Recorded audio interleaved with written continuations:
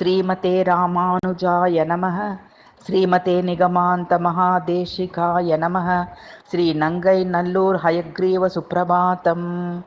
श्रीवत्सवंशकलशोदधि कौस्तुभस्य श्रीवासराघवगुरोस्तनयं ततश्च विद्या अवाप्य विबुधोत्तमतां ददानं कुर्वे सदा ह्यदि गुरुं करुणाकराख्यम्। यामिन्यपैति हयवक्त्र विमुञ्च निद्राम् उन्मेषमृच्छतु तवोन्मिषितेन विश्वं योषासु पत्तनमिदं ह्यवृणो निवासं कर्तुं जनस्य निखिलस्य हि सुप्रभातं। सुखाय सुप्रातरिदं तवास्तु जगत्पते जागृहि वाजिवक्त्र अम्बोजमन्तशय मञ्जुतार लोलम्बमुन्मीलतु लोचनं ते। एवं स्वकीय यदुनाथ परप्रभात सूक्तिं पठन् निगममौलि गुरुः सम्मिन्दे व्यावृत्य देव भवतोऽभिमुखीं च कृत्वा पार्श्वे तवात्र वदने हय सुप्रभातम्। आश्रावयन्त्यभिनत स्वजनार्थवादान् अङ्कं श्रितासि करुणामय विग्रहे श्रीः हंसस्य हेमधरणीधरपार्श्वभूमिं हंसीव काचन रमे तव सुप्रभातम्। योषासु पत्तनपुरालय नित्यवासिन् दोषाकरे कृतनिवास तथापि शुद्ध भाषाभिवन्दितपदां च युगेश वेदान् हेषामिषेण वितरन् भज सुप्रभातम्। कर्णोद्भवो जलशयस्य पुरातवास्तां दैत्यौ तु वेदमखिलं विदितो हरन्तौ सुप्ते त्वयीश बहवोऽद्य कलौ तदर्थान् तद्वाजिवक्त्र सहसा भज सुप्रभातम्। त्वत्पादपद्मयुगले प्रणतिर्विधाय सर्वस्य मूर्ध्नि लिपिलेखनमेष कर्तुं सज्जो विधिः पुर इहास्ति सभक्तिनाथ त्वां सेविता हयमुखे तव सुप्रभातम्। आचार्य दिव्यभवने त्वतिमात्रभक्तिः चान्द्रीं कलां शिरसि दूर्जटिरादधानः सर्वज्ञ एष धृतदक्षिणरम्यमूर्तिः त्वां सेविता हयमुखे तव सुप्रभातम्। त्वामेव चित्तगतमेष सदा विधाय त्वद्रूप एव सविता हयवक्त्र योदात् शुक्लं यजुर्मुनिवरस्य निजैकरैः स त्वन्मन्दिरं स्पृशति कात्तव सुप्रभातम्। एषा कथा भुवि कृता वितता मयेति प्राप्ये प्रमोदमयमेति पराशरोऽपि पारम्यवित्तव विभो महतो प्रसादात् त्वां सेविता हयमुखे तव सुप्रभातम्। श्रीवाजिमेधबलतो यदशं कवीशः त्वाद्यं तथा चरणमप्यत काण्डमिध्वं श्रीवाजिमेधचरितेन कृतं मयेति वाल्मीकिरेति भगवन् तव सुप्रभातम्। देवत्वदीयचरितं कथयन् क्वचित्तु कोणे महाकलहपुस्तक एष बेजे व्यासत्वमित्यत कृतज्ञ इहैष भाति त्वां सेविता हयमुखे तव सुप्रभातम्।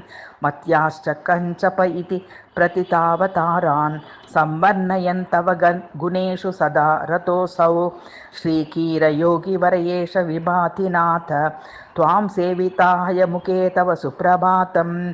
श्रीकारिजः क्वचिदहो फणितो मयासीत् अर्चापरः परमसो मम शिष्यभूतः सम्यक् जगाद कलिवैरितीह तेन त्वां सेविता हयमुखे तव सुप्रभातम्। तालेन वेदमनगं द्रमिडे सुरम्यं श्रीभागिनेयसहितो भवतेऽत्र गायन् श्रीरङ्गनाथमुनिरेष विभाति देव त्वां सेविता हयमुखे तव सुप्रभातम्। आदौ भवन्तमनगं मधुचित्पदेन स्पृष्ट्वा यदाह भगवन् किल रत्नमेतत् स्तोत्रं मदीयमिति यामुन एष भक्त्या त्वां सेविता हयमुखे तव सुप्रभातम्। श्रीभाष्यमेतदिह मे किल भाष्यमाह यां शारदा तव पदाम्बुज भक्तिपूर्णा सर्वं प्रभो तव कृपेति वदन् यतीशः त्वां सेविता हयमुखे तव सुप्रभातम्। श्रीतार्चवाहनचरो विदुषां विदेश्च दातेष्टमित्यपि नमन् हयवक्त्र त्वां भावं पराशरगिरां प्रपटन् स एति श्रीविष्णुचित्तगुरुराट् तव सुप्रभातं श्रीरङ्गनाथ सविदेश पराशरार्यः देव्याः दृशोरसमतां तव यो जगाद योषित् सुपत्तनपुरे भवत कटाक्षं तं सेविताय मुखे तव सुप्रभातं श्रीभाष्यघोरससुदे महिते च देव श्रीवत्समं युगुरुताडिह तेऽपि दातुं काञ्चीपुरे वरदस्य पुरोत्र भाति त्वां चिन्तयन् हयमुखे तव सुप्रभातं गोष्ठीपरा तव विभूतिरता समेता गोचश्च देव तव कीर्तिपरो ततस्याः प्राप्तप्रबालधर वैद्युतयानघोषैः मिश्रश्रुतौ हयमुखे तव सुप्रभातं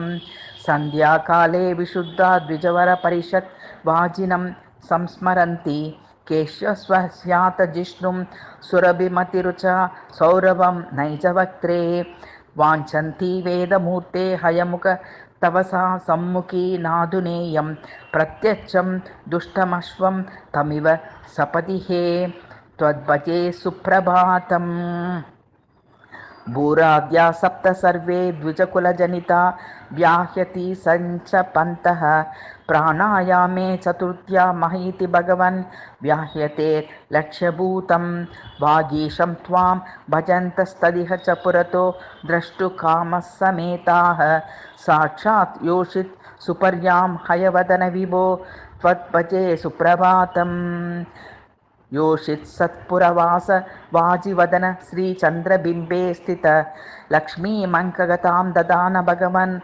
श्वेताद्रितुल्याकृते वेदार्थादिसुरक्षणाय कलितस्वीयावतार प्रभो वेदार्थवनसत्स भाजनमुखात्सूष गिरस्वीकुरु योषित् सत्पुरवासिनं द्विजपते सन्मण्डलालङ्कृतिं श्रीरत्नोदयभूमिमजुष्टदयितं गन्धर्वदिव्याननं तेन श्रीनिधिराघवार्यवपुषा संशिक्षितो बालकः तुष्टावेति मुखे दिनस्य पठतां स्यात् सुप्रभातं सदा इति श्रीनङ्गनल्लूर् हयग्रीव सुप्रभातं समाप्तम्।